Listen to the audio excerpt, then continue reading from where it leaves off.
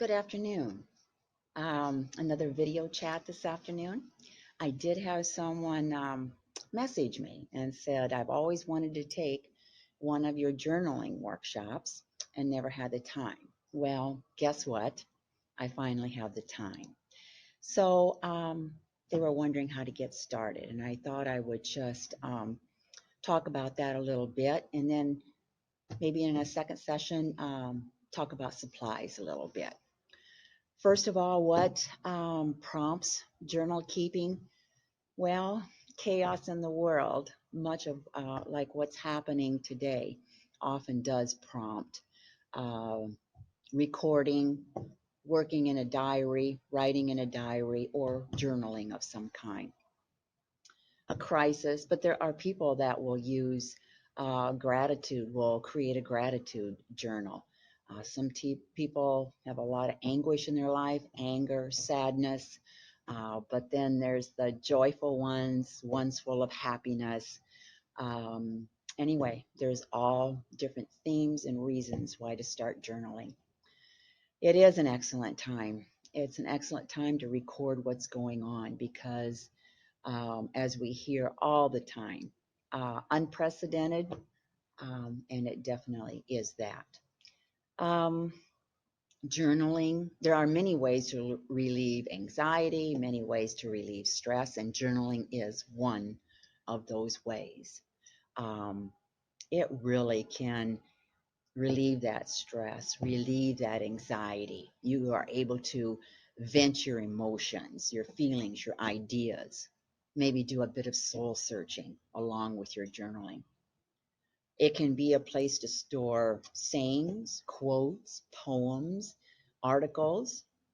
It's a space, it's a place to express the secrets of your heart. It truly is an instrument that can bring your life into sharp focus. It's a personal endeavor. There's nobody else that's going to have one like yours. Um, what moves you? What inspires you? What do you want to say? Um, there is no right way. There is no wrong way. There is only your way. There is nothing that is too petty, too silly, too stupid, too weird.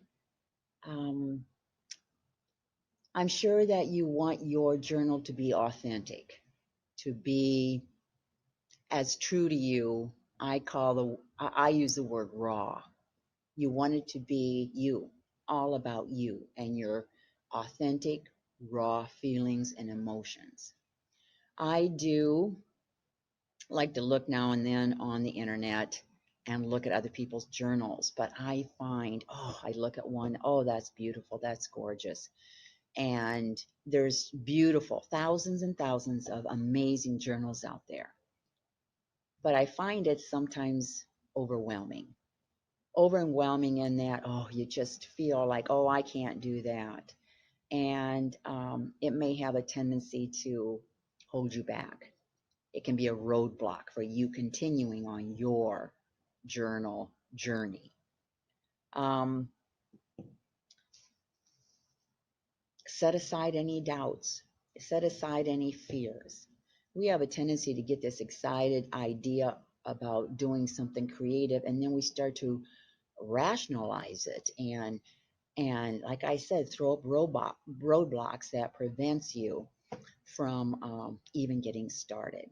So be aware of that. I hear people when they look at my journals, I can't draw. Well, if you feel like you can't draw, then cut pictures out of a magazine, or take photos of things and glue them or paste them into a journal. You need to set aside your doubts and fears. Um, it might be tough getting started, but once you get going, once you know your style, or get a style, or find your style, you'll do just fine. You really need to, um, I've heard other people say, well, I can't draw or whatever. And if that's the case, then use symbols. I'll show you a picture here. Um, Here was a piece in my journal where basically it's a lesson that I learned a long time ago. Each one of these circles are maybe problems or things that existed in my life. And oftentimes we have a tendency to push them aside or push them down inside and not deal with them. With this, I'm saying, you need to sit in it. You need to feel them. You need to get it out. You need to go through the pain to to be healthy. And there's no pictures here, simple writing, but it's more symbolic than anything else. So don't feel like, I mean, you can use symbols, lines, shapes, faces, marks of any kind. The viewer doesn't necessarily need to know what you're saying or what's going on, only you. And that's another thing. I think you should work as though um, nobody will ever see it. It'll only be yours. If we work towards making something really pretty, um, you want people to ooh and ah when they look at it, you will work differently. And if that's what you want, that's fine. Here's another one. For some reason, I feel the need to have everything in order before company comes or before I am away on a trip. And it's just a way of showing with more than just words, that I like everything organized and arranged perfectly if I'm going somewhere or if people come to my house. It's just kind of the way I've always been. So these are symbols, that's not really hard to do. People will say, well, I can't write pretty like you do. Then cut words out of a magazine or out of a newspaper or something and glue them down. Or sit and practice styles of different writing. Again, be aware of those roadblocks that will prevent you from doing anything at all. Work without concern for acceptance or rejection from a viewer. Um, Again, work as though nobody will ever see it. Um, it does take some time commitment, and that again is up to you. My work, my main projects are paintings and drawings, and those are large uh, time commitments. So I didn't want my journals to take up huge chunks of time. At first, when I started, I only allowed maybe a half an hour or to an hour. Sometimes, sometimes things get a little more complicated. This one also is using symbols, not so much drawing things. Live in the present, be mindful.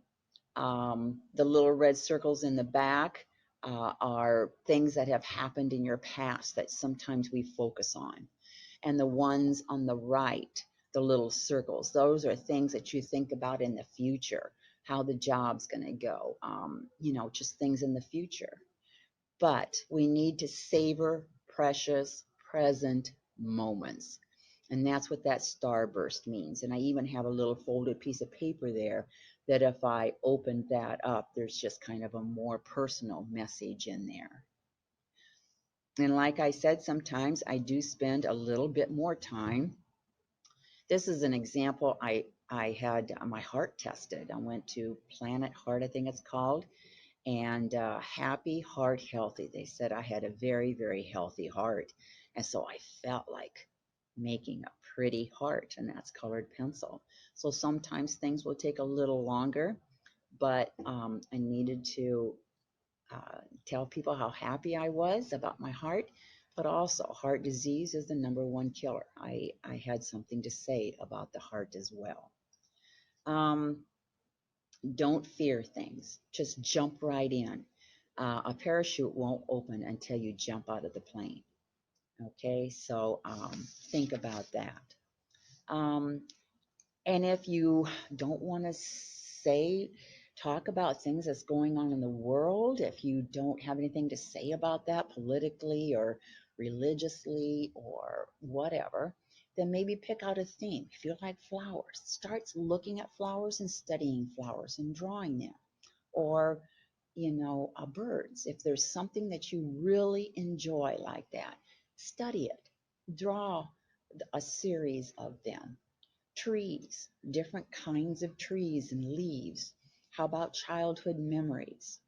Um, I know a gal who uh, creates significant or reoccurring dreams, or um, the here and now, which is plein air, is drawing things that are going on. I sat out. I love my garden, and I sat out one day, and the the chickadee, no, the cicadas are singing, um, and the blue jays are squawking, and the bees and butterflies flitting around the blooms.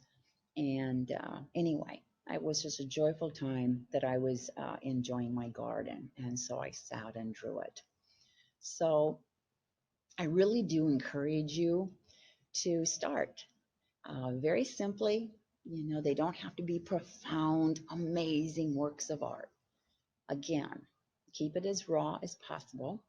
And I will come up with some ideas as to how to make a journal, or how to get started with the actual supplies.